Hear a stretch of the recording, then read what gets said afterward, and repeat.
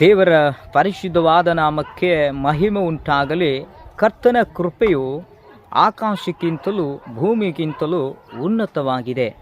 ಆ ಕೃಪೆಯನ್ನು ಹೊಂದಿಕೊಳ್ಳೋಣ, ಹೊಂದಿಕೊಂಡಿರುವುದನ್ನು ಉಳಿಸಿಕೊಳ್ಳೋಣ. ಇವತ್ತಿನ ವಾಕ್ಯ ಭಾಗ ಕೀರ್ತನೆಗಳು 1ನೇ ಅಧ್ಯಾಯ 1ರಿಂದ 6ನೇ ವಾಕ್ಯ. ಈ ಅಧ್ಯಾಯದಲ್ಲಿ ಮುಖ್ಯವಾಗಿ 2 ಕಾರ್ಯಗಳನ್ನು ನಾವು ನೋಡುತ್ತೇವೆ. ಒಂದು, ದುರ್ಜನರು ಮತ್ತು ಸಜ್ಜನರು. ದುರ್ಜನರ ನಾಶನ ಏನಾಗಿದೆ, ಸಜ್ಜನರ ಪ್ರತಿಫಲ ಏನಾಗಿದೆ.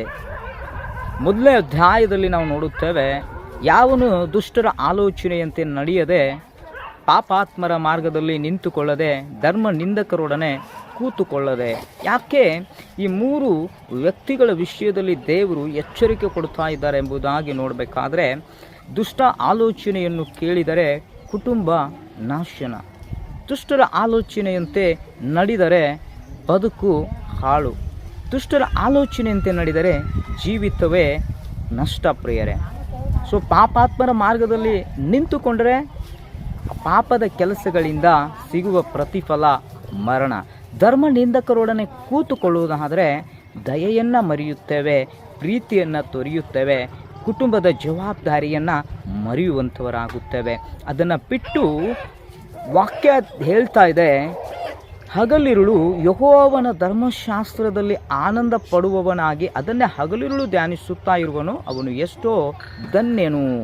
ಅವನು ನೀರಿನ ಕಾಲುವೆಗಳ ಬಳಿಯಲ್ಲಿ ಬೆಳೆದಿರುವ ಮರದ ಹಾಗಿರುವನು. ಸೊ ಇವತ್ತು 2 ಆಯ್ಕೆಗಳು ನಮ್ಮ ಮುಂದಿದ್ದಾವೆ.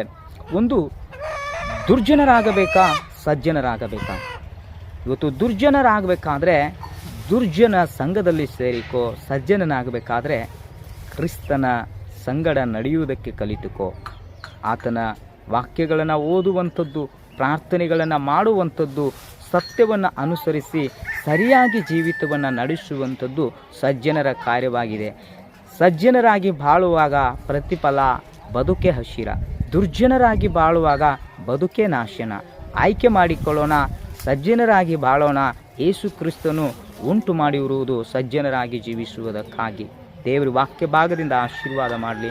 ಪ್ರಾರ್ಥನೆ ಮಾಡೋಣ. ಸ್ತೋತ್ರ, ನಿನ್ನ ಕೃಪೆಗಾಗಿ ಸ್ತೋತ್ರ, ನಿನ್ನ ದಯೆಗಾಗಿ ಸ್ತೋತ್ರ. ಈ ವಾಕ್ಯ ಭಾಗ ಅನೇಕರಿಗೆ ಆಶೀರ್ವಾದದಾಯಕವಾಗಿರಲಿ. ಯೇಸು ಪ್ರಭು ನಾಮದಲ್ಲಿ ಆಮೆನ್.